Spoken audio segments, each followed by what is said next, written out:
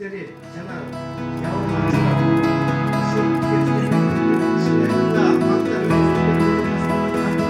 Bizga abdan yaxshi ma'lumot bor.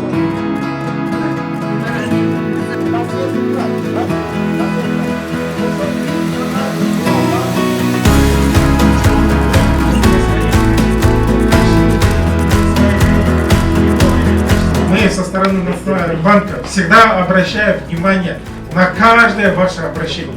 На каждое. Такого нету, чтобы мы формально отнеслись.